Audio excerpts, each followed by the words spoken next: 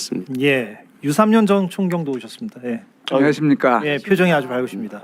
끝판에 와서 지금 분위기 파악은 잘 안 되는데 네, 수많은 우리가- 댓글에 저 경찰총장이라고 되어 있습니다. 보셨죠? 그러니까 이 상황이 이게 막 급박하고 경찰에 대한 위해가 있고 막 혼란이 가중될 거로 충분히 생각을 했는데 의외로 지금 쉽게 끝나는 그런 상황이라서 그 내용도 즐겁고 이 진행되는 과정도 상당히 좋습니다. 예. 근데 유 전 총경께서도 사실은 윤석열 정부 때 어떻게 보면 이제 인생의 경로가 바뀐 분이잖아요. 그렇습니다. 예, 정치권으로 들어오시게 된 계기도 결국에는 그 일방통행적인 어떤 그 윤석열 정부의 그들의 표현에 따르면 경찰 개혁. 예. 예.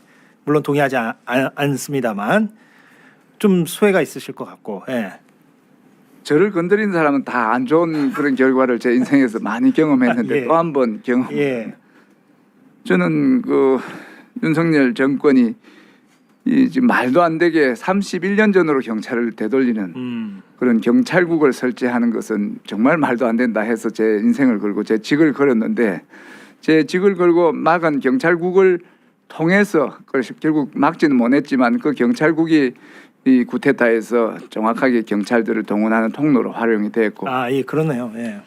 그리고 이 지금 윤석열이 구테타 할 것이라고 그때 제가 말씀드렸어요.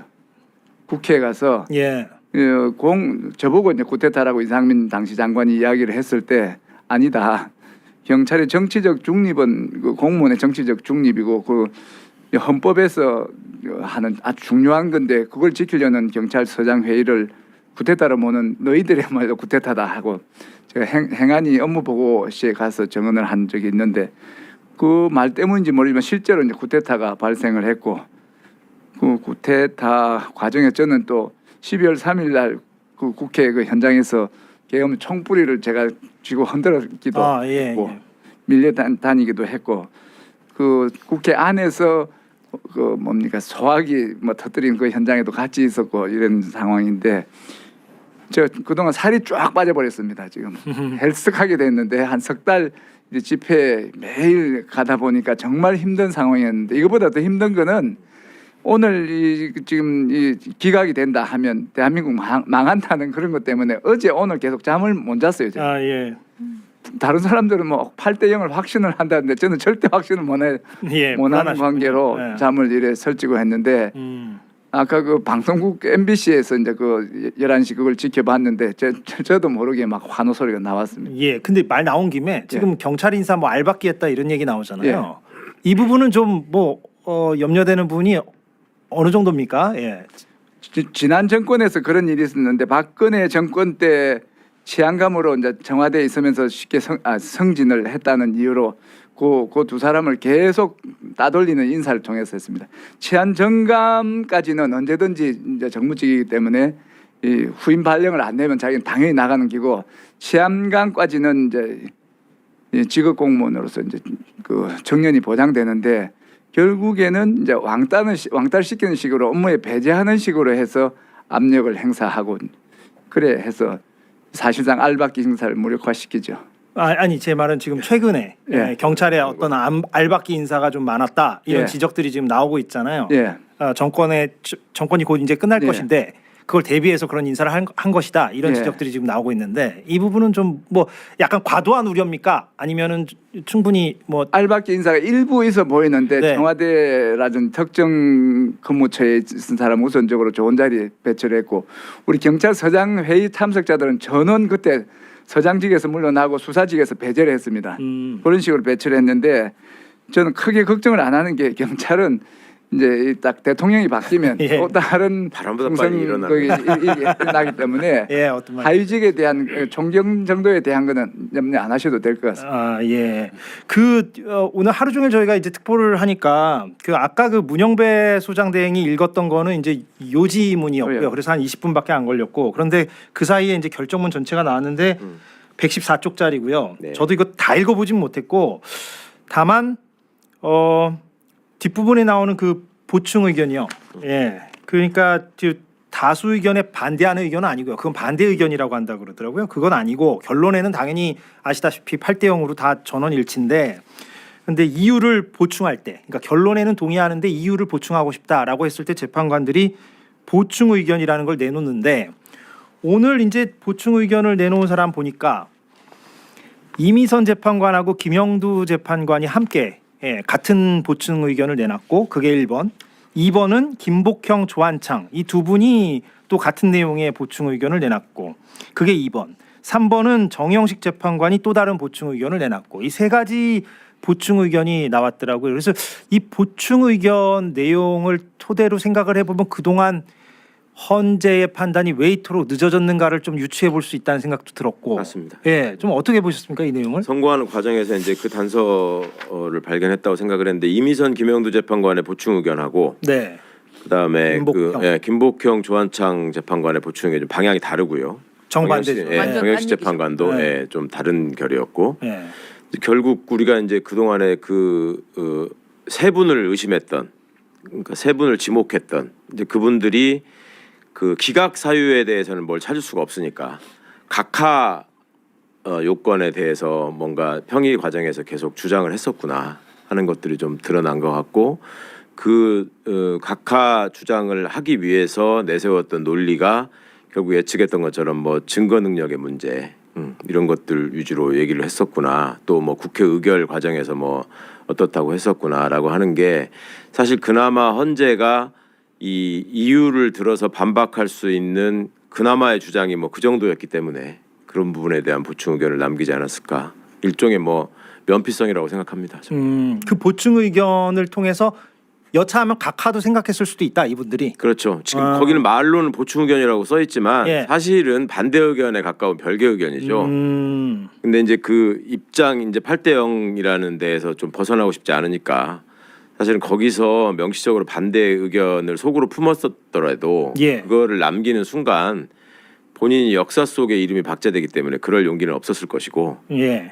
저런 식의 어떤 절차적 문제에 관한 의견을 그냥 온건하게 남기는 식으로 정리를 하지 않았을까.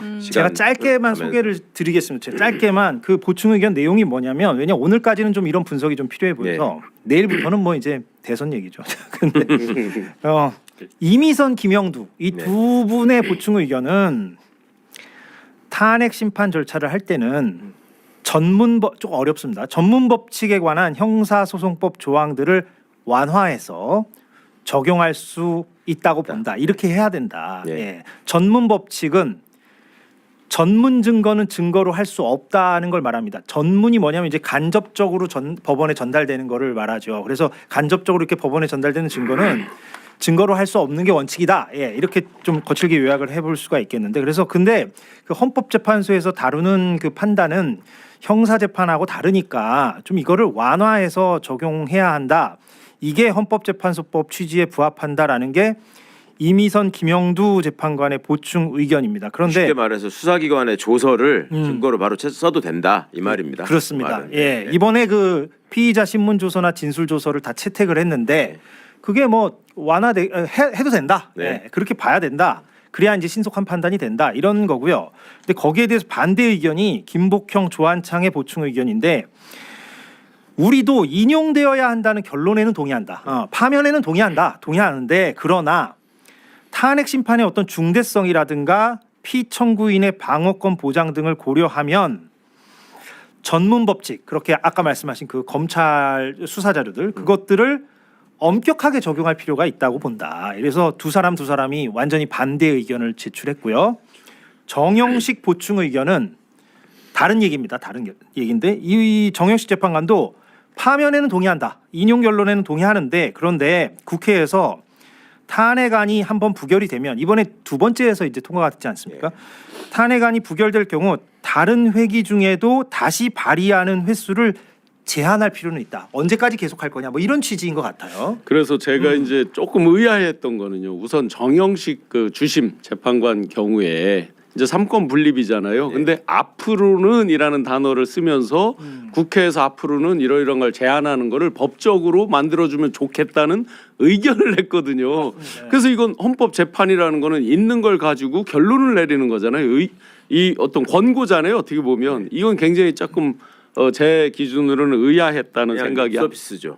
예, 그러니까 본인도 어떻게 보면 그동안 임명하고 했던 힘을 줬던 쪽 뭐 그런 이제 립 서비스라고 이해는 되는데 조금 어쨌든 헌재 본질 판결 결정하는 그 본질과 달리 권고에 글을 썼다는 게 조금 의아했고요. 또 하나는 전혀 판례로서 의미가 없는 네, 적이 없는 얘기입니다. 네네. 그리고 전문 증거, 전문 법칙에서는 결과론적인 얘기지만 이분들이 이제 이런 강한 반대를 이제 보충 의견으로 냈다고 봤을 때 그 중간에 논의 과정에서 이건 길어진 게 이것 때문에 길어진 것도 있지만 거꾸로 길어지면서 결과론적으로 보면 해소하는 왜냐면 뭐 케이블 타이로 묶는데 뭐 1분도 안 걸리고 이런 영상들이 계속 나오잖아요. 또 뭐 진술이라든지 33명의 그 녹취가 나온다든지 해서 길어지면서 사실상 이분들이 제기한 보충 의견은 아마 처음엔 더 강하게 제기를 했을 수도 있겠구나. 그런데 여러 가지 이제 전문 증거들이 계속 오픈이 되니까 아주 쪼그라들어서 자연스럽게 날짜를 잡는 단계까지 갔겠구나. 맞아요. 결과론적으로 그런 생각이 저는 듭니다. 신 교수님 의견에 동의를 하고요. 이게 지금 굉장히 온건하게 적힌 거고 이 역사의 길이나물 결정문에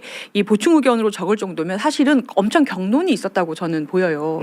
그래서 지금 2대2로 특히 전문 증거를 어떻게 써도 되냐 마냐 그러니까 형사 재판에서 지금 증언 나온 것들이나 검찰 가서 얘기하고 경찰 가서 조사받은 조서를 헌재의 증인으로 안 부르고 바로 써도 돼? 이 부분에 대해서 2대2로 싸웠잖아요. 그래서 적혀 있지 않습니까? 이 정도면 한 2주 넘게 싸웠을 겁니다. 이걸로. 이 정도로 평의를 했으면은 이걸로 한 며칠 갔을 거고요. 이게 지금 우리가 2월 말 정도면 이 정도 쟁점이면 선고 날 줄 알았는데 한 달을 더 끌었잖아요. 그 원인 중에 하나가 절반 정도는 이거라고 제가 보이고 이게 왜 중요하냐면 시간을 끄는 의미도 있지만 이게 만약에 지금 이 김복현 조한창의 보충 의견대로 갔으면 곽종근이 인원 끄집어내라 라는 지시를 들었다라는 그 전문 증거 쓸 수가 없게 되죠. 그리고 또 홍장원이 명단이 있다, 체포 명단이 있다라고 얘기한 것도 그것도 쓸 수 배제될 수도 있어요. 그러면 국회에 군인을 투입해서 의원을 끌어내서 국회를 마비시켰다라는 게 지금 탄핵에서 가장 중요한 사유인데 그 부분에 대해서 증거 중에서 주요한 게 날아갈 수 있었던 거예요. 그러니까 이거 가지고도 굉장히 시간을 끌 수밖에 없었고 이 두 명의 지금 보충 의견 김복현하고 조한창은 그냥 단순히 절차에 대해서 의견을 냈다기보다 제가 볼 때는 이게 받아들여졌으면 기각적으로 가는 거 아닙니까? 증거가 없는데요. 그리고 더 길게 적극적인 의미가 내포돼 있는 걸로 보인다. 그렇죠. 저는 그렇게 봅니다. 아니 근데 왜냐하면 제가 그게 궁금한 게 그런 적극적인 의미를 내포하고 이거 가지고 막 옥신각신 했는지 아니면 전체적으로 봤을 때 5가지 위헌 사유가 있으니까 인용은 맞는데 그래도 이런 지점이 있으니 더 논의해보자 결정문에 어떻게 담을래 이거 가지고 시간을 끌었을지 물론 이건 뭐 추정이라서 아무도 모르는데 저는 옥신각신 했을 가능성이 굉장히 높다고 봅니다. 그러니까 인용은 고정해 놓고요? 아니면 인용은 동의를 해놓고 아니요. 그건 아니고 그거 아닐 것도 염두에 두면서 이걸 가지고 세게 붙었을 가능성이 있어요. 왜냐하면 전 조수진 변호사님 말씀에 기본적으로 동의합니다만 약간 시각이 다른데 증언을 통해서 확인된 건 어떻게 할 수가 없잖아요, 이 사람들이. 그렇죠. 예. 근데 이제 다른 수사 기록에 담겨 있는 내용들이 다 증인으로 소환한 게 아니잖아요. 아니니까 그런 부분 가지고 시비를 붙은 거예요. 그러니까 이거를 저는 이걸 굉장히 위험하다고 보는 게 뭐가 있었냐면 과거에 지금 검사들 뭐 탄핵 기각하고 한덕수 기각하고 뭐 이럴 때 보면은 주요한 내용들이 검찰이 수소 기록을 안 내가지고 증거가 없다 이걸 확인할 이 말을 했거든요. 그러면 그때는 수사 기록을 안 내서 증거가 없다 그러고 이거는 수사 기록을 냈는데도 전문 법칙을 엄격하게 적용해야 된다고 하고 그러면 앞으로 이 탄핵 심판에 대응하는 고위공직자들한테 일종의 힌트를 주는 거예요. 계속 수사 기록 내면은 이거 전문법칙 적용해야 되니까 저기를 한다고 개겨라. 시비를 걸고. 그리고 이제 검찰도 수사기록 안 주면 너네가 원하는 사람은 빼줄 수 있다 다. 그런 위험한 의미가 담겨 있는 거예요. 악용될 소지가 있다. 그렇죠. 그러면 제가 이걸 느끼는데 평의를 했던 재판관들이 몰랐을 리가 없어요. 그러면 이걸 가지고 그러면 이런 식으로 할 거면 당신들은 반대 의견을 써라 그러면 그러니까 또 반대 의견을 쓰자니 자신이 없어. 그리고 이름이 박제될 것 같아. 아니 그러니까 자신이 없는 이유가 설령 이 전문 법칙을 강조한 김복형 조한창의 의견을 우리가 수용한다 할지라도 그래도 포고령이 그대로 있고 그렇죠.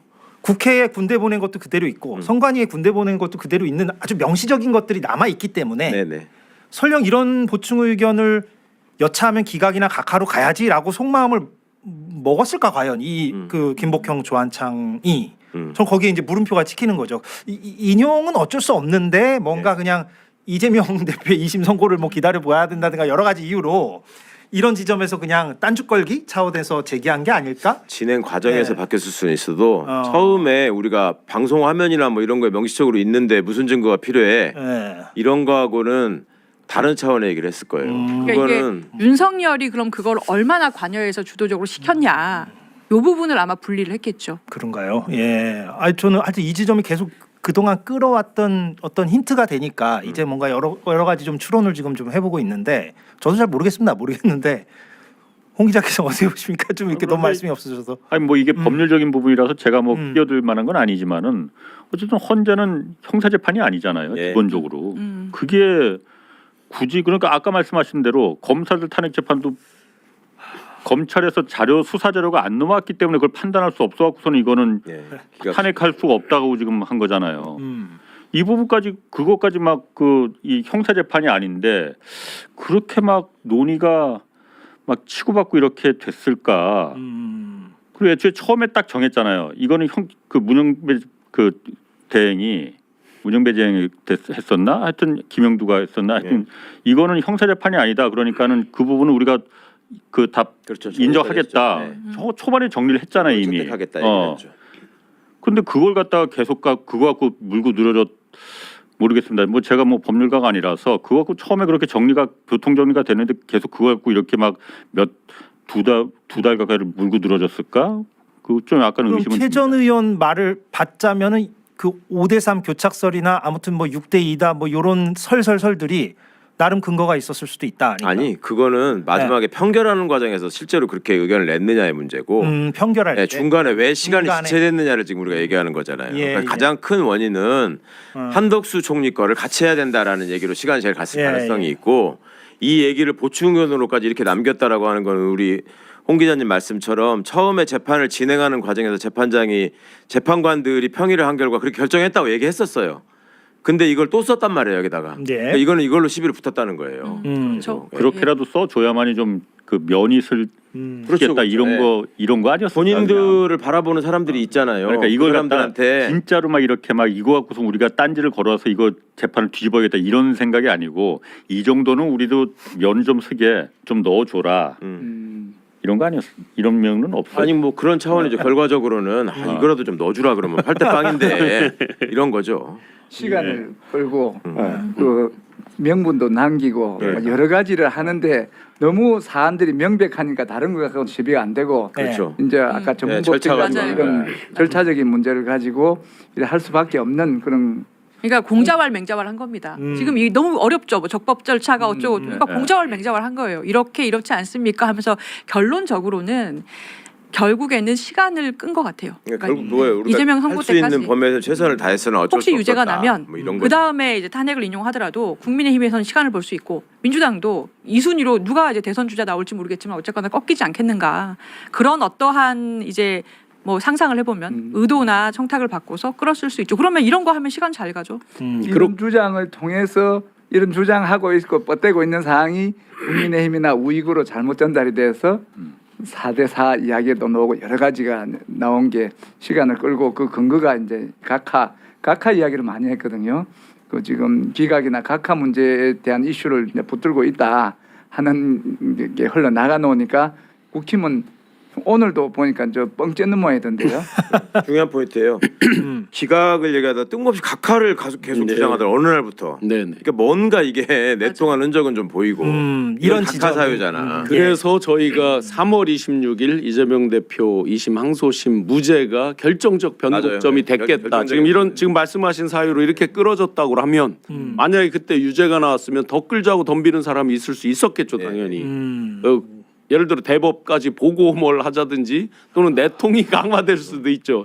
지금 우리가 합리적 의심 속에 있는 그런 부분들이 더 긴밀하게 되면서 가진 어떤 다른 꼼수로 시간을 끌어졌을지도 모르죠. 실제로 제가 흘러나온 얘기를 들은 걸로는 이분들이 이재명 대표의 2심 무죄 선고에 대해서 좀 의문을 제기하고 불만을 갖고 있다라는 소리는 들었었어요. 그러니까 그게 아닐 줄 알았던 거지. 유죄일 줄 알았던 거죠. 예. 아니 뭐 시간이 지나면 또 더 단서나 흔적이 나올 것 같기는 하고요. 예. 아무튼 오늘 이렇게 여러 가지로 저희가 특보 내내 좀 생각을 해보고 있는데 조금 전에 뜬 뉴스시스 속보에 따르면 선관위가 오늘부터 대선 예비 후보자 등록을 시작한다. 이렇게 밝혔다고 하고요. 그 대선 날짜 정해지기 전부터 그냥 시작을 하는군요. 그리고 일본에서도 윤석열 파면된 것에 혼란이 지속될 우려를 뭐 일본에서도 이렇게 호외로 발행을 했다라고 뭐 그런 기사가 좀 뜬 것 같은데 예 알겠습니다. 예 그 이제 그러면 윤석열 대통령이 아니죠. 저도 실수할 뻔했네요. 윤석열 씨 부부에 대해서 이제 수사가 어떻게 이제 진행이 될 거냐. 그리고 또 사실 다시 구속될 수 있겠느냐 이 부분도 좀 관심인데 어떻게 좀 전망하시는지도 궁금하고요. 수사는 네. 그 면책 특권이라 해서 불소추 특권이 없어졌기 때문에 모든 수사가 다 가능하고 그러니까요. 그 형식적인 불소추 특권보다는 대통령 직위에 있고 언제 살아올지 모른다는 그런 불안함 때문에 각종 수사 기관들이 제대로 된 수사를 안 했는데 대통령이 파면된 게 확실한 상황에서는 이제 서로 경쟁적으로 수사에 돌입할 거라고 생각이 되고 그런 심우정의 과정에- 검찰도 예? 심우정의 검찰도 그렇죠. 살아야 되니까. 일단 경찰이 1등으로 펼칠 거고요. 네. 그다음에 이제 검찰이 눈치 보고 한 하루 이틀 있다가 따라붙을 거고 일단 김건희 거 손에 쥐고 있잖아요. 그저께 확정 판결은 났지 주가 조작 사건. 그 공소시효가 얼마 안 남았거든요. 맞아요. 예. 그러니까 제가 공소시효가 공범들 재판 동안은 중지되거든요. 중지되죠. 근데 이제부터는 김건희 씨 확정됐으니까. 이제 어제부터 가고 그랬죠. 있습니다. 가고 있죠. 몇 달 안 남았어요. 예. 이동해야 됩니다. 그러니까 그 전에 윤석열 그 탄핵 소추가 되고 나서 오밤중에도 불 켜놓고 열심히 수사한다는 얘기를 듣고 있다가 이제 살펴보니까 이거 저기 망가질 수도 있겠는데 했는데 지금 이게 또 여의치 않게 된 거죠. 이제 그거 가지고 먼저 시작을 할 것 같습니다. 명태균 씨 거 뭐 제가 조사 받았지만 명태균 씨 거는 김건희 특검이죠. 이퀄 직결되는 네. 거죠. 결국은 저는 그건 특검으로 가야 된다라고 생각을 합니다. 왜냐하면 두 번에 걸쳐서 창원지검 또 서울로 오면서 일종의 이제 오염이 된 면이 분명히 있겠죠. 빛의 속도로 태세 전환을 해서 열심히 하는 척을 해도 네. 이미 뭐 상당 부분 가려졌거나 또 감추고 싶은 것들이 있잖아요. 본인들이 검찰 입장에서 특히 이제 대검 입장에서 그렇고 유는 뭐 또 이 건 말고도 예를 들어 지기현 판사가 뭐 법정 구속 안 하겠죠. 본인이 풀어줄 결심으로 그렇게 했다고 보면 그런데 다른 건으로 또 특검 등등이 다 예를 들어 김건희 특검에도 같이 또 달려 있는 거고 여러 가지가 있습니다. 결정적으로 오랫동안 잊고 있었던 게 하나 있습니다. 이 기간에 제가 맨 처음에 제기했던 예화랑 가로수길 예화랑 불법 선거사무소 요거 이제 대선하고 맞물립니다. 딱 왜냐하면 떨어지는 선거법 네, 위반이잖아요. 왜냐하면 이게 국민의힘 당사 팔아야 된다, 민주당 당사 팔아야 된다 난리 났었죠. 400몇 억 토해내야 된다. 요게 국민의힘 당사 팔아야 되는 건이거든요. 그렇죠. 딱 예. 떨어지는 이건 딱 떨어지는 두 가지 정치자금법하고 공직선거법에 해당이 돼서 리얼하게 말씀드리면 제가 이걸로 1차 조사를 받았습니다. 예. 언제 받으셨어요? 한 달 보름? 정확히 그러니까 다행히 헷갈려서 윤석열의 생각 안 선거법 나- 위반 사건은 공소시효가 살아 있어요 지금. 왜냐하면은 대통령 재임 기간에는 이게 정지가 정지가 되니까. 되니까, 예. 그러니까 파면된 뒤에 당선 무효가 되는 희한한 대통령이 또 그럴 수 있습니다. 이게 또 진행이 될 수 있다. 그건 검찰이 지금 서울중앙지검이 하고 있나요? 아니, 경찰에서 하고 경찰에서 있습니다. 경찰, 예, 네. 경찰에서 하고 있고 영장이 만약에 청구된다면 무슨 건으로 윤석열 씨에게 다시 한번 구속영장 청구가 지금 가능할까요? 내란죄 관련해서는 네. 신병에 대해서 결정권이 있는 게 기소가 됐기 때문에 지기현 판사밖에 없어요. 예. 그래서 내란죄 관련해서는 이미 풀어줬기 때문에 다시 하기 다시 힘들고. 구속영장 발생할 거는 무슨 증거를 인멸하는 거를 네. 적발해서 누가 이제 알아냈다 이 정도 돼야 가능한 걸로 보여서 그거는 가능성이 좀 낮아 보이고요. 다만 지금 말씀하신 것처럼 맨 처음에 이제 윤석열 씨가 이게 그동안은 부당하고 정책을 잘못하고 너무한 거 아니야라고 하다가 불법이다. 이렇게 인지한 게 최상병 건이잖아요. 네. 그때 직권남용 건 그리고 뭐 이제 명태균 관련해서 여론조사 뇌물 받은 거 그리고 도이치모터스에 얼마나 더 관여했나 지금 정치자금법이나 공직선거법 위반 사례 이런 것들 지금 수사기관들이 이제 대선식에 째깍째깍 가기 때문에 공을 세우려고 막 수사를 할 거 아닙니까? 예. 그렇게 되면 구속영장을 청구할 수 있는 이 증거들이 나오고 이제 언론에 슬슬 이제 풀리지 않을까 이런 생각 듭니다. 내란이 아닌 다른 건으로 아무튼 외환도 있고요. 인천 세관 그 마약 사건 맞아요, 그것도 맞아요. 정말 많네요. 사건이거든요. 정말 많네요 종류가. 예. 그게 수사가 다 굴러가면 어느 기관이 먼저 신청하든 청구하든 어쨌거나 영장 청구하는 데가 나올 거예요. 지난번에 내란 사건 각 군 수사기관, 검찰, 경찰, 공수처 이렇게 경쟁적으로 수사에 돌입했듯이 민간인 윤석열 씨에 대한 이제 구속영장 청구도 앞으로 경쟁적으로 되지 않을까. 그렇죠. 내가 구속했다고 하려고. 예. 내가 내 사건으로 했다고 하려고. 조금 전에 연합뉴스 TV 기사가 또 나왔는데요.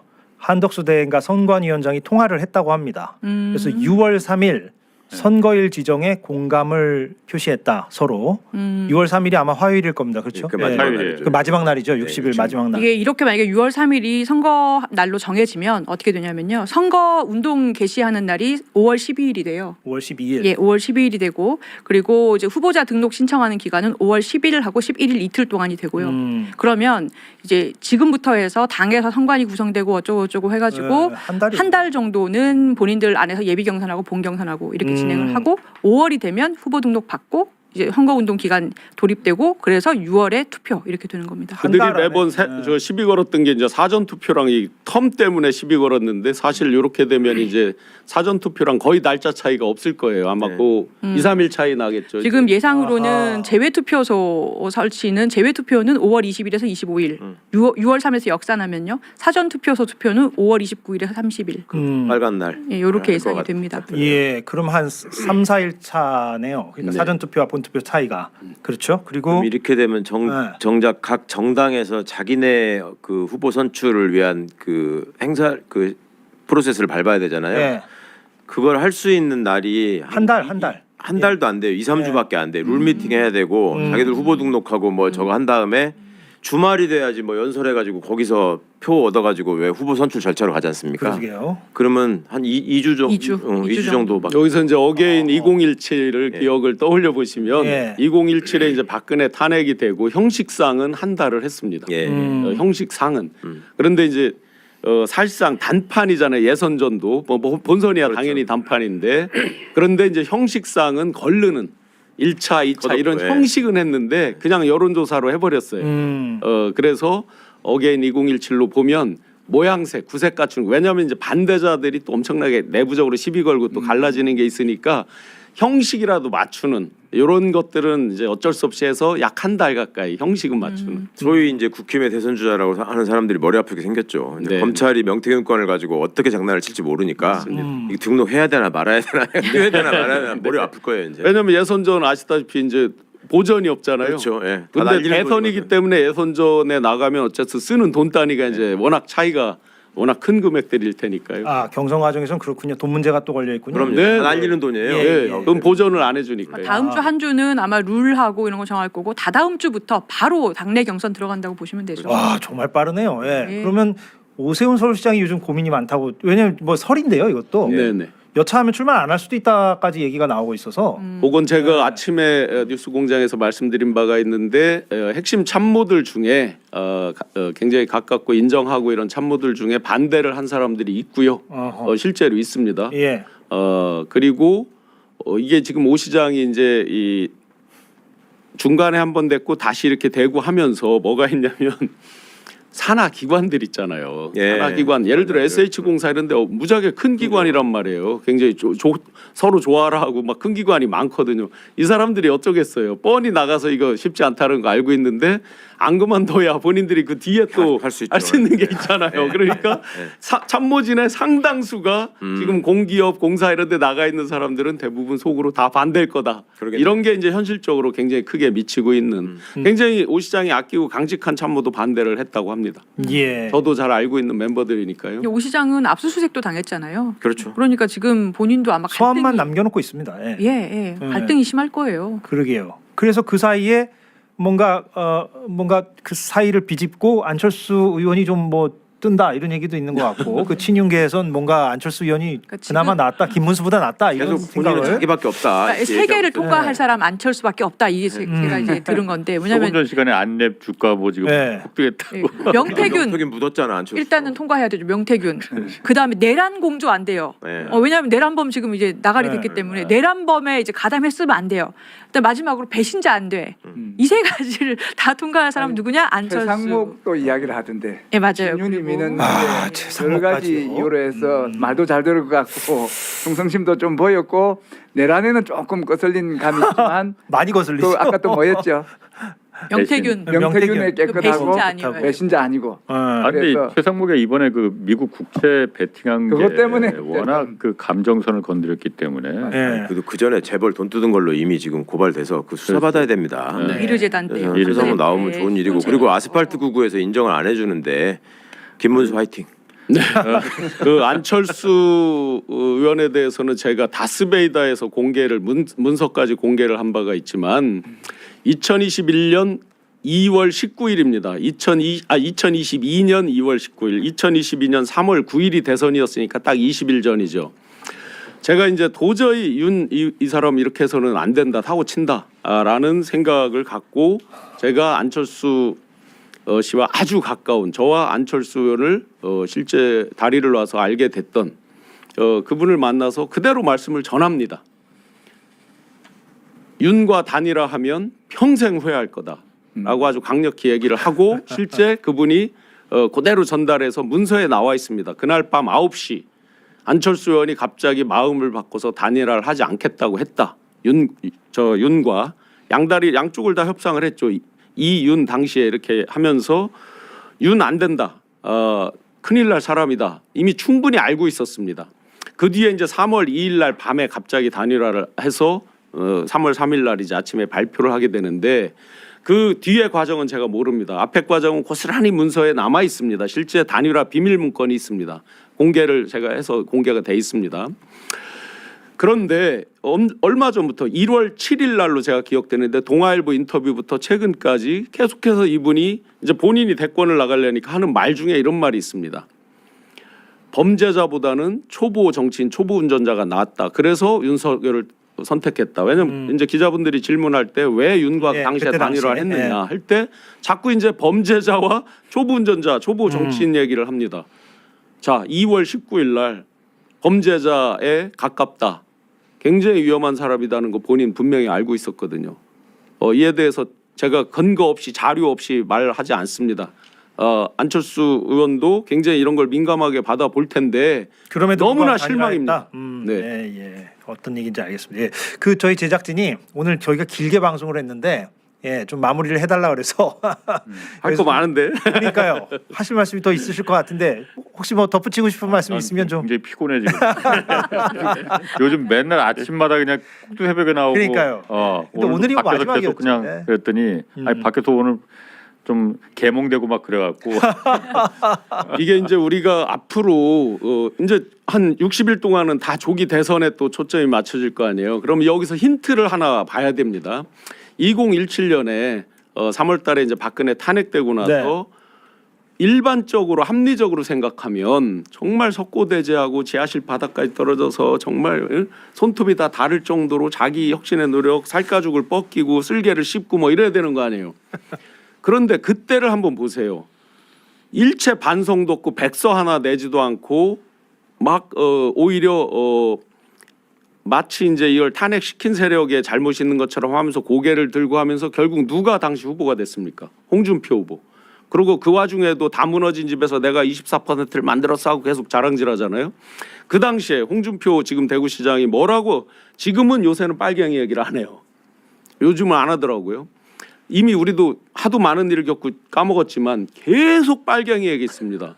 그 직후에는 또 뭐를 했느냐? 계속해서 뭐를 많이 했냐면은 연탄가스 스물스물 기억나시죠? 바퀴벌레 스물스물 때만 되면 기어 나온다. 그게 저희 이 국민들이나 민주당에 한 얘기가 아니에요. 자기 동료들한테 그런 얘기를 하면서 대선 그리고 당권을 집니다. 그 뒤에 점점점 극우화되고 가면서 황교안 당권지죠. 부정선거. 네, 자, 기억납니다. 어게인 2017에 지금 업그레이드 판이다. 이게 이들이 이 정도로 내란 친위 쿠데타라고 무너졌죠. 그런데 당권을 누가 잡을 것 같으냐? 제가 말씀드린 어게인 2017에 또 힌트가 있어요. 그러면 지금 예를 들어서 안철수 씨 무슨 한동훈 뭐 이런 반대파들이 대권도 지고 당권도 질 것 같죠. 만약에 그 당이 원칙과 철학이 살아 있었다면 그게 맞죠. 이번 과정을 다 보셨다시피 근데 그렇게 잘 안 될 것이다. 원칙 어게인 2017 업그레이드 버전일 거다.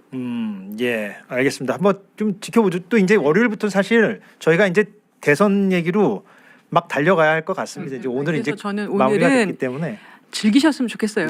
오늘 네. 너무 기쁘지 않습니까? 지금 막 그런데 자영업자분들도 오늘 대박 나셨으면 좋겠고요. 그러니까요. 그리고 이거 거의 2002 월드컵의 10배, 100배, 어. 1000배 아닌가. 아까 홍사원 기자님하고 현장에서 월드컵 응원하는 것 같았어요. 한 구절 한 구절 이렇게 할 때마다 사람들이 와. 모두가 너무 애쓰셨습니다. 맨날 내 친구들이 이제 환갑인 놈들이 전부 다 그냥 그 맨날 저녁에 매일 저녁 거기서 만났거든요. 지금 빨리 오라고 지금 난리야 지금. 나 지금 눈 졸려 뜨고 죽겠는데. 가셔야 될 것 같아요. 그 환갑인 친구들과 홍사원 앵커가 가수 이승환 씨와 동갑이죠. 그러니까 충격적이었어. 또 충격을 또 웬만해서 내가 그 좌절감 같은 거 안 느끼는데 그리고 그 친구는 워낙 말을 좀 이렇게 울리게 하는 게 있더만 그 톤이나 그 목소리 자체가 예. 내가 그 점은 좀 내가 인정을 했어요. 저는 예. 마지막으로 예. 말씀하라면 하나님이 보호하사 우리나라 만세. 네. 마무리하겠습니다. 네, 맞는 말씀입니다. 예, 저도 이렇게 웃으면서 오늘 특보를 마무리할 수 있어서 너무나 다행스럽게 생각합니다. 예, 저희가 월요일에 다시 돌아오겠고요. 저희도 좀 주말에 푹 쉬고 저희 제작진들도 너무 고생이 많았기 때문에 푹 쉬고 월요일에 또 한번 달려가 보도록 하겠습니다. 마지막 준비한 영상은 여러분들 예상하실 것 같은데 피청구인 윤석열, 대통령 윤석열을 파면한다. 이렇게 선언하는 모습 보시면서 오늘 긴 시간 저희 경공 뉴스 특보와 함께해 주셔서 대단히 감사하다는 말 드리겠습니다. 저희는 월요일에 돌아오도록 하겠습니다. 고맙습니다. 네. 축하합니다. 고맙습니다.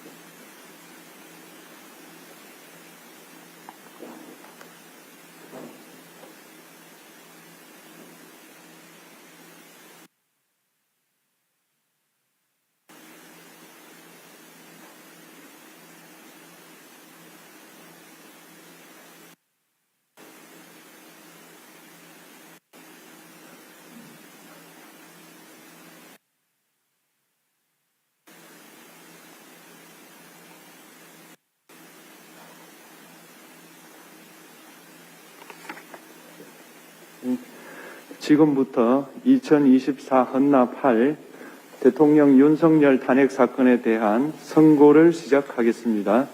먼저 적법 요건에 관하여 살펴보겠습니다. 이 사건 계엄 선포가 사법심사의 대상이 되는지에 관하여 보겠습니다. 고위공직자의 헌법 및 법률 위반으로부터 헌법 질서를 수호하고자 하는 탄핵 심판의 취지를 고려하면 이 사건 계엄 선포가 고도의 정치적 결단을 요하는 행위라 하더라도 그 헌법 및 법률 위반 여부를 심사할 수 있습니다. 국회 법사의 조사 없이 이 사건 탄핵 소추안을 의결한 점에 대하여 보겠습니다. 헌법은 국회의 소추 절차를 입법에 맡기고 있고 국회법은 법사위 조사 여부를 국회의 재량으로 규정하고 있습니다. 따라서 법사위의 조사가 없었다고 하여 탄핵소추 의결이 부적법하다고 볼 수 없습니다. 이 사건 탄핵소추안의 의결이 일사부재의 원칙에 위반되는지 여부에 대해서 보겠습니다. 국회법은 부결된 안건을 같은 회기 중에 다시 발의할 수 없도록 규정하고 있습니다. 피청구인에 대한 1차 탄핵소추안이 제418회 정기회 회기에 투표 불성립되었지만 이 사건 탄핵소추안은 제419회 임시회 회기 중에 발의되었으므로 일사부재의 원칙에 위반되지 않습니다. 한편 이에 대해서는 다른 회기에도 탄핵소추안의 발의 횟수를 제한하는 입법이 필요하다는 재판관 정형식의 보충 의견이 있습니다. 이 사건 계엄이 단시간 안에 해제되었고 이로 인한 피해가 발생하지 않았으므로 보호 이익이 험결되었는지 여부에 대해서 보겠습니다. 이 사건 계엄이 해제되었다고 하더라도 이 사건 계엄으로 인하여 이 사건 탄핵 사유는 이미 발생하였으므로 심판의 이익이 부정된다고 볼 수 없습니다. 소추 의결서에서 내란죄 등 형법 위반 행위로 구성하였던 것을 탄핵 심판 청구 이후에 헌법 위반 행위로 포섭하여 주장한 점에 대하여 보겠습니다. 기본적 사실관계는 동일하게 유지하면서 적용 법조문을 철회, 변경하는 것은 소추사유의 철회, 변경에 해당하지 않으므로 특별한 절차를 거치지 않더라도 허용됩니다. 피청구인은 소추사유에 내란죄 관련 부분이 없었다면 의결 정족수를 충족하지 못하였을 것이라고 주장하지만 이는 가정적 주장에 불과하며 객관적으로 뒷받침할 만한 근거도 없습니다. 대통령의 지위를 탈취하기 위하여 탄핵 소추권을 남용하였다는 주장에 대하여 보겠습니다. 이 사건 탄핵 소추안의 의결 과정이 적법하고 피소추자의 헌법 또는 법률 위반이 일정 수준 이상 소명되었으므로 탄핵 소추권이 남용되었다고 볼 수 없습니다. 그렇다면 이 사건 탄핵 심판 청구는 적법합니다. 한편 증거법칙과 관련하여 탄핵 심판 절차에서 형사소송법상 전문 법칙을 완화하여 적용할 수 있다는 재판관 이미선, 김형두의 보충 의견과 탄핵 심판 절차에서 앞으로는 전문 법칙을 보다 엄격하게 적용할 필요가 있다는 재판관 김복형, 조한창의 보충 의견이 있습니다. 다음으로 피청구인이 직무집행에 있어 헌법이나 법률을 위반하였는지 피청구인의 법 위반 행위가 피청구인을 파면할 만큼 중대한 것인지에 관하여 살펴보겠습니다. 우선 소추 사유별로 살펴보겠습니다. 1. 이 사건 계엄 선포에 관하여 보겠습니다. 헌법 및 계엄법에 따르면 비상계엄 선포의 실체적 요건 중 하나는 전시, 사변 또는 이에 준하는 국가 비상사태로 저가 교전 상태에 있거나 사회 질서가 극도로 교란되어 행정 및 사법 기능의 수행이 현저히 곤란한 상황이 현실적으로 발생하여야 한다는 것입니다.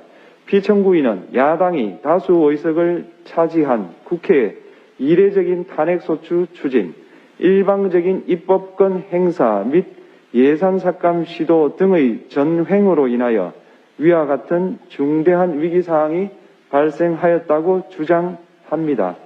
피청구인의 취임 후 이 사건 계엄 선포 전까지 국회는 행안부 장관, 검사, 방통위위원장, 감사원장 등에 대하여 총 22건의 탄핵소추안을 발의하였습니다. 이는 국회가 탄핵소추 사유의 위헌, 위법성에 대해 숙고하지 않은 채 법 위반의 의혹에만 근거하여 탄핵심판 제도를 정부에 대한 정치적 압박 수단으로 이용하였다는 우려를 낳았습니다. 그러나 이 사건 계엄 선포 당시에는 검사 1인 및 방통위위원장에 대한 탄핵심판 절차만이 진행 중이었습니다.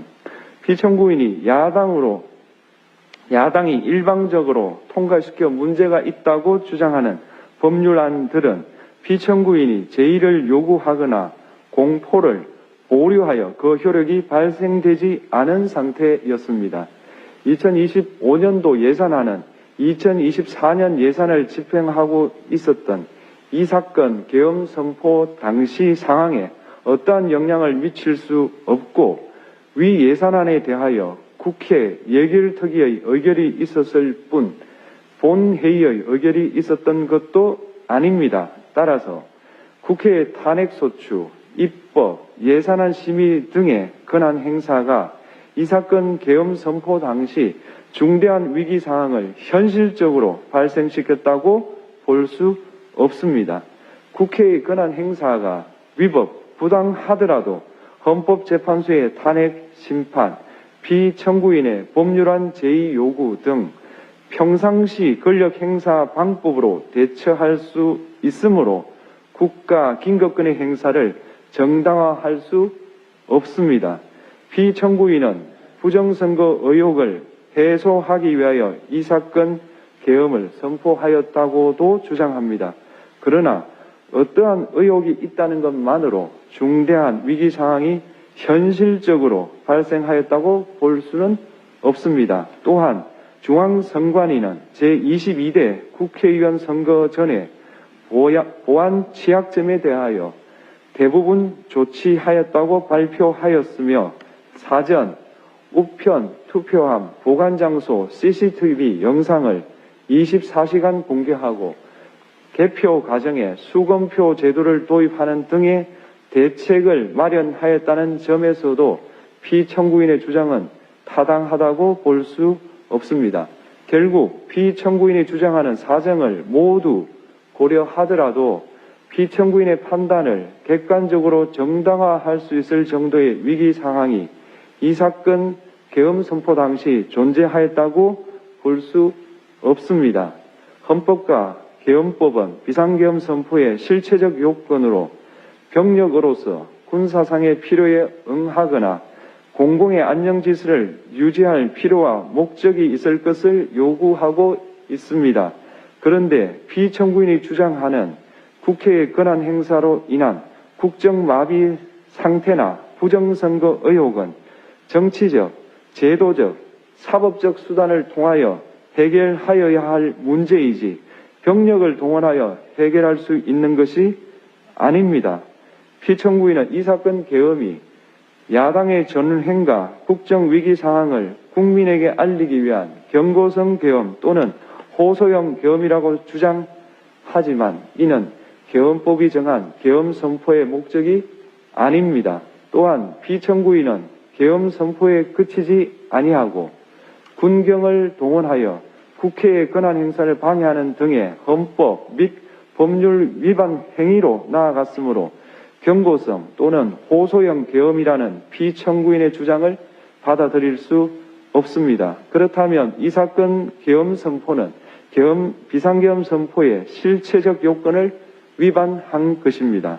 다음으로 이 사건 계엄 선포가 절차적 요건을 준수하였는지에 관하여 보겠습니다.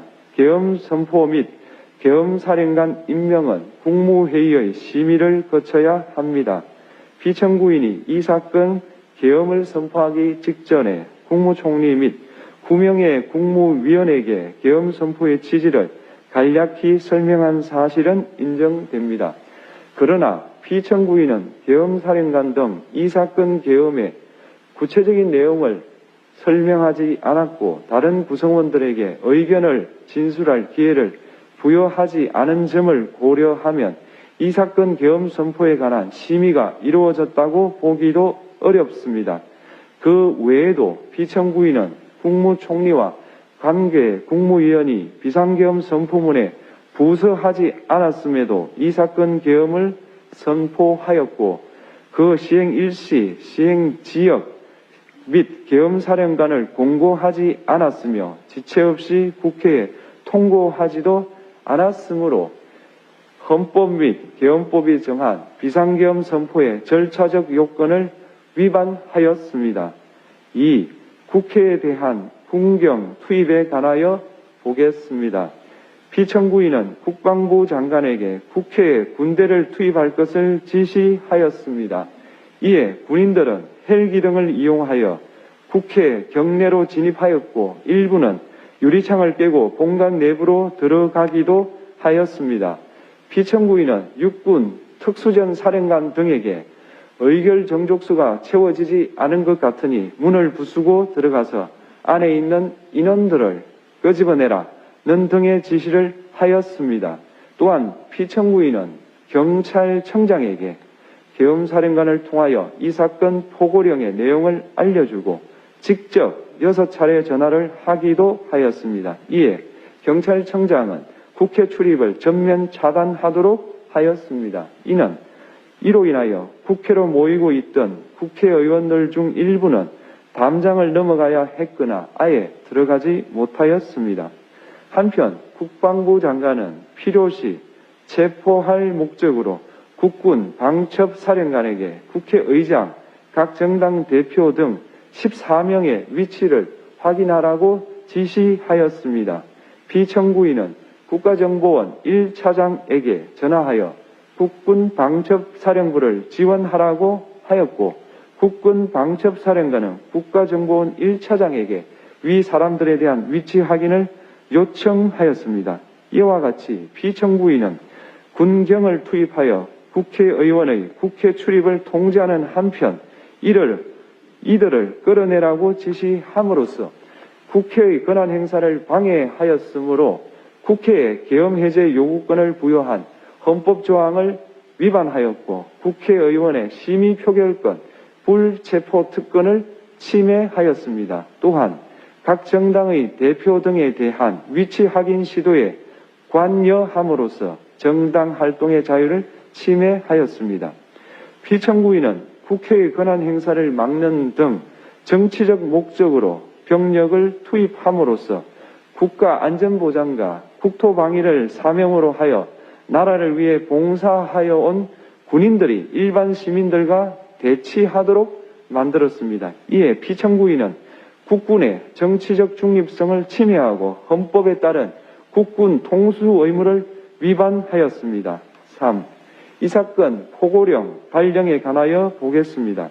피청구인은 이 사건 포고령을 통하여 국회, 지방의회, 정당의 활동을 금지함으로써 국회에 계엄 해제 요구권을 부여한 헌법조항, 정당 제도를 규정한 헌법조항, 대의민주주의 권력 분리 원칙을 위반하였습니다.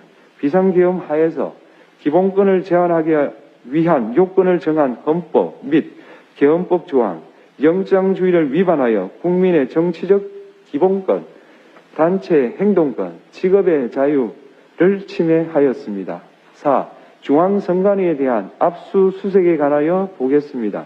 피청구인은 국방부 장관에게 병력을 동원하여 선관위의 전산 시스템을 점검하라고 지시하였습니다. 이에 따라 중앙선관위 청사에 투입된 병력은 출입 통제를 하면서 당직자들의 휴대전화를 압수하고 전산 시스템을 촬영하였습니다.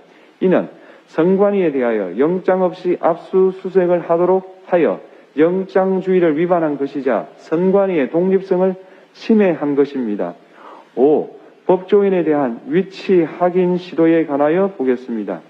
앞서 말씀드린 바와 같이 피청구인은 필요시 체포할 목적으로 행해진 위치 확인 시도에 관여하였는데 그 대상에는 퇴임한 지 얼마 되지 않은 전 대법원장 및 전 대법관도 포함되어 있었습니다. 이는 현직 법관들로 하여금 언제든지 행정부에 의한 체포 대상이 될 수 있다는 압력을 받게 함으로 사법권의 독립을 침해한 것입니다. 지금까지 살펴본 피청구인의 법 위반 행위가 피청구인을 파면할 만큼 중대한 것인지 관하여 보겠습니다. 피청구인은 국회와의 대립사항을 타개할 목적으로 이 사건 계엄을 선포한 후 군경을 투입시켜 국회의 헌법상 권한 행사를 방해함으로써 국민 주권주의 및 민주주의를 부정하고 병력을 투입시켜 중앙선관위를 압수수색하도록 하는 등 헌법이 정한 통치구조를 무시하였으며 이 사건 포고령을 발령함으로써 국민의 기본권을 광범위하게 침해하였습니다. 이러한 행위는 법치국가 원리와 민주국가 원리의 기본 원칙들을 위반한 것으로 그 자체로 헌법 질서를 침해하고 민주공화정의 안정성에 심각한 위해를 끼쳤습니다. 한편 국회가 신속하게 비상계엄 해제 요구를 결의할 수 있었던 것은 시민들의 저항과 군경의 소극적인 임무 수행 덕분이었으므로 이는 피청구인의 법 위반에 대한 중대성 판단에 영향을 미치지 않습니다. 대통령의 권한은 어디까지나 헌법에 의하여 부여받은 것입니다. 피청구인은 가장 신중히 행사되어야 할 권한이 국가 긴급권을 헌법에서 정한 한계를 벗어나 행사하여 대통령으로서의 권한 행사에 대한 불신을 초래하였습니다. 피청구인이 취임한 이래 야당이 주도하고 이례적으로 많은 탄핵 소추로 인하여 여러 고위공직자의 권한 행사가 탄핵 심판 중 정지되었습니다. 2025년도 예산안에 관하여 헌정사상 최초로 국회 예산결산특별위원회에서 정액 없이 감액에 대해서만 야당 단독으로 의결하였습니다. 피청구인이 수립한 주요 정책들은 야당의 반대로 시행될 수 없었고 야당은 정부가 반대하는 법률안들을 일방적으로 통과시켜 피청구인의 제의 요구와 국회의 법률안 의결이 반복되기도 하였습니다. 그 과정에서 피청구인은 야당의 전횡으로 국정이 마비되고 국익이 현저히 저해되어 가고 있다고 인식하여 이를 어떻게든 타개하여야만 한다는 막중한 책임감을 느끼게 되었을 것으로 보입니다. 피청구인이 국회의 권한 행사가 권력 남용이라거나 국정 마비를 초래하는 행위라고 판단한 것은 정치적으로 존중되어야 합니다. 그러나 피청구인과 국회 사이에 발생한 대립은 일방의 책임에 속한다고 보기 어렵고 이는 민주주의 원리에 따라 해소되어야 할 정치의 문제입니다. 이에 관한 정치적 견해의 표명이나 공적 의사결정은 헌법상 보장되는 민주주의와 조화될 수 있는 범위에서 이루어져야 합니다. 국회는 소수 의견을 존중하고 정부와의 관계에서 관용 그리고 자제를 전제로 대화와 타협을 통하여 결론을 도출하도록 노력하였어야 합니다. 피청구인 역시 국회의 대표인 국회를 협치의 대상으로 존중하였어야 합니다. 그럼에도 불구하고 피청구인은 국회를 배제의 대상으로 삼았는데 이는 민주정치의 전제를 허무는 것으로 민주주의와 조화된다고 보기 어렵습니다. 피청구인은 국회의 권한 행사가 다수의 횡포라고 판단했다 하더라도 헌법이 예정한 자구책을 통해 견제와 균형이 실현될 수 있도록 하였어야 합니다. 피청구인은 취임한 때로부터 약 2년 후에 치러진 국회의원 선거에서 피청구인이 국정을 주도하도록 국민을 설득할 기회가 있었습니다. 그 결과가 피청구인의 의도에 부합하지 않더라도 야당을 지지한 국민의 의사를 배제하려는 시도를 하여서는 안 되었습니다. 그럼에도 불구하고 피청구인은 헌법과 법률을 위반하여 이 사건 계엄을 선포함으로써 국가 긴급권 남용의 역사를 재현하여 국민을 충격에 빠뜨리고 사회, 경제, 정치, 외교 전반 전 분야의 혼란을 야기하였습니다.